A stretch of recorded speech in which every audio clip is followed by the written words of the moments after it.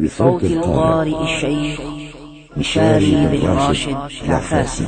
ليس الغريب غريب الشام واليمن، إن الغريب غريب اللحد والكفن، إن الغريب له حق لغربته على المقيمين في الأوطان والسكن. لا تنهرن غريبا حال غربته، الدهر ينهره بالذل والمحن. سفري بعيد وزادي لن يبلغني، وقوتي ضعفت والموت يطلبني، ولي بقايا ذنوب لست أعلمها، الله يعلمها في السر والعلن. ما أحلم الله عني حيث أمهلني، وقد تماديت في ذنبي ويسترني. تمر ساعات أيامي بلا ندم ولا بكاء ولا خوف ولا حزن. أنا الذي أغلق الأبواب مجتهدا على المعاصي، وعين الله تنظرني.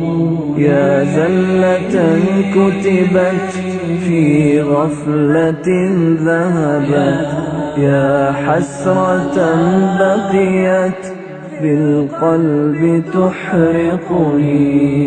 دعني أنوح على نفسي وأندبها، وأقطع الدهر بالتذكير والحزن.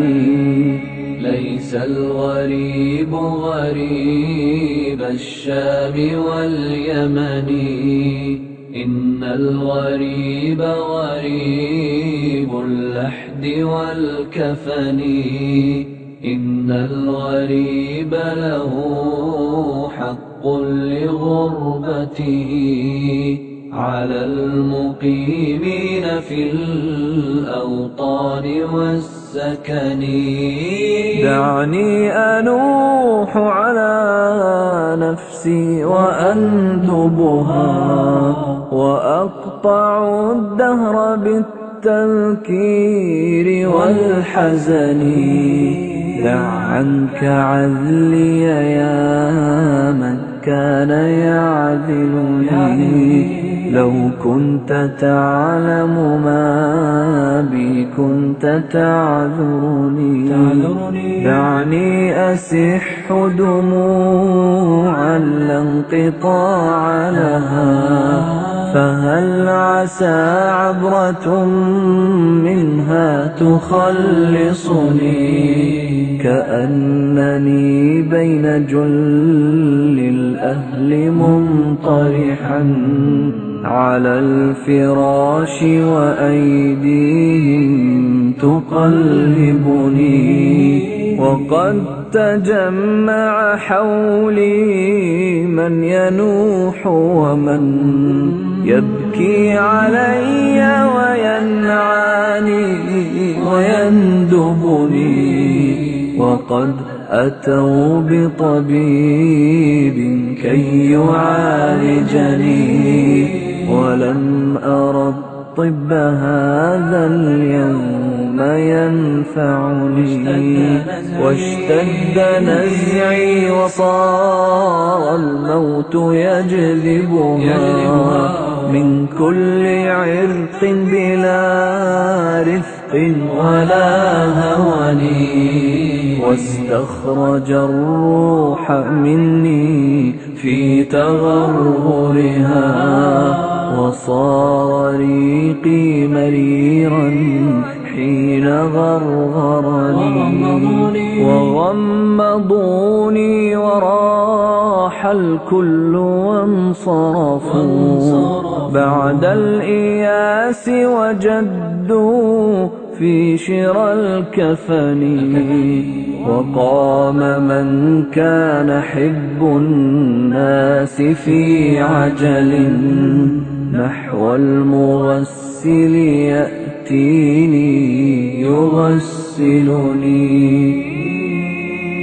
ليس الغريب غريب الشام واليمن إن الغريب غريب اللحد والكفن إن الغريب له حق لغربته على المقيمين في الأوطان والسكن. وقام من كان حب الناس في عجل نحو المغسل يأتيني يغسلني وقال يا قوم نبغي غاسلا حذقا حرا أديبا أريبا عارفا فطني. فجاءني رجل منهم فجردني من الثياب وأعراني وأفردني وأودعوني على الألواح منطرحا وصار فوقي خرير الماء ينظفني وأسكب الماء من فوقي وغسلني غسلا ثلاثا ونادى القوم بالكفن وألبسوني ثيابا لا كمام لها وصار زادي حنوطي حين حنطني وأخرجوني من الدنيا فوا أسفا على رحيل بلا زاد يبلغني وحملوني على الأكتاف أربعة من الرجال وخلفي من يشيعني وقدموني إلى المحراب وانصرفوا خلف الإمام فصلى ثم ودعني صلوا علي صلاة لا ركوع لها ولا سجود لعل الله يرحمني. ليس الغريب غريب الشام واليمن إن الغريب غريب اللحد والكفن إن الغريب له حق لغربته على المقيمين في الأوطان والسكن. صلوا علي صلاة لا ركوع لها ولا سجود لعل الله يرحمني وأنزلوني إلى قبري على مهل وقدموا واحدا منهم يلحدني وكشف الثوب عن وجهي لينظرني وأسبل الدمع من عينيه أغرقني فقام محترما بالعزم مشتملا وصف فثلبن من فوقي وفاوقني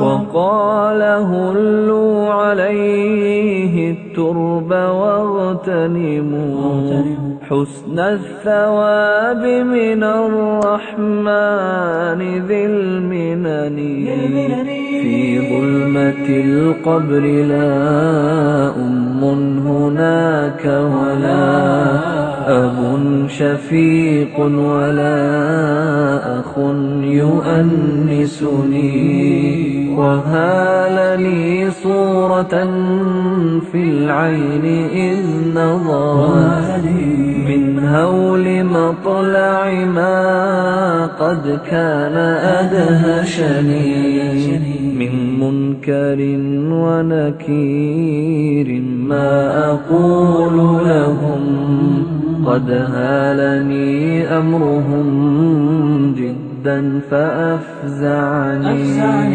وأقعدوني وجدوا في سؤالهم ما لي سواك إلهي من يخلصني فامنن علي بعفو منك يا أملي فإنني موثق بالذنب مرتهني ليس الغريب غريب الشام واليمن إن الغريب غريب اللحد والكفن إن الغريب له حق لغربته على المقيمين في الأوطان والسكن